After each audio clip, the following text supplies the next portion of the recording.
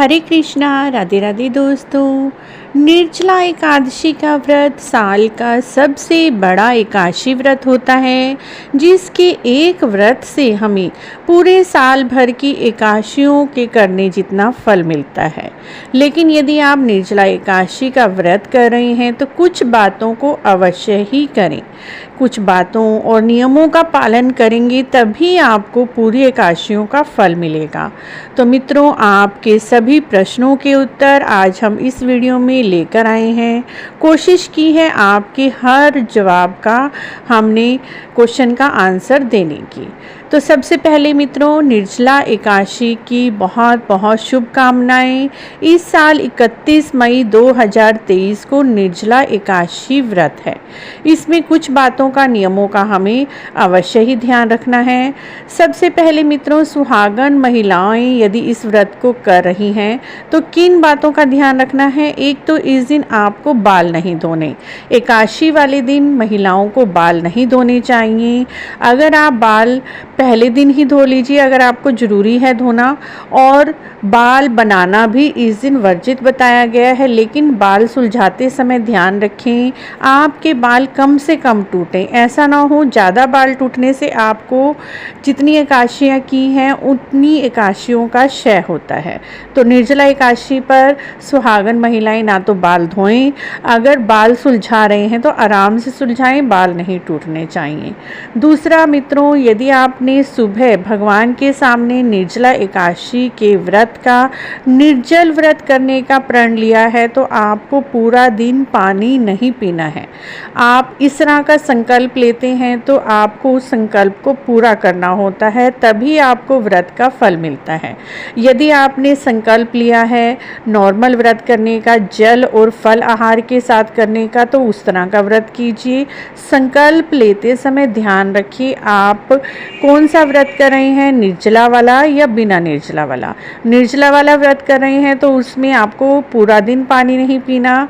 अगर आप नॉर्मल एकादशी पर जैसे एक समय फल खाकर और जल दूध वगैरह पीकर व्रत कर रहे हैं तो उसका संकल्प लीजिए। संकल्प को लेते समय इन सब चीज़ों का ध्यान रखें, तभी आपको आपकी एकादशी का फल मिलेगा। यदि आपने सुबह तो निर्जला एकादशी का व्रत रखने का संकल्प ले लिया है, लेकिन दिन में आपकी तबीयत खराब हो जाती है, आपको वीकनेस महसूस होती है, तो आप फल खा लेते हैं या जल पी लेते हैं, तो इससे आपको एकादशी का फल नहीं मिलता, या फिर पाप लगता है कि आपने संकल्प को छोड़ लिया था और व्रत किस तरह का कर रहे हैं।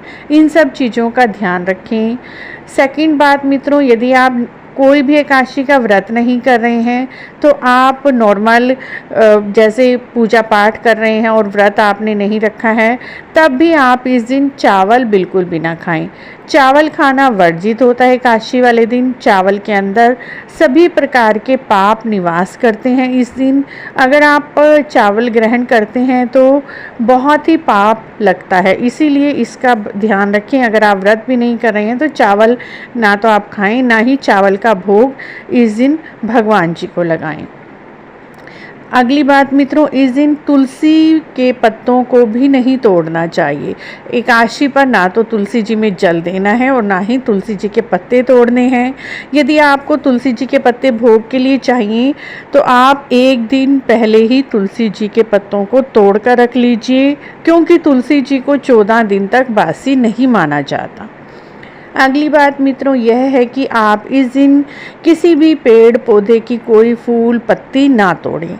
इससे भी पाप लगता है, क्योंकि पेड़ पौधे भी इस दिन एकादशी का व्रत रखते हैं। यदि आपने एकादशी का व्रत रखा है तो आप इन सब चीज़ों का ध्यान रखें, कोई भी फूल पत्ती ना तोड़ें। अगर आपको पूजा के लिए फूल चाहिए वो भी एक दिन पहले ही मंगा लें या एक दिन पहले ही तोड़ कर रख लें।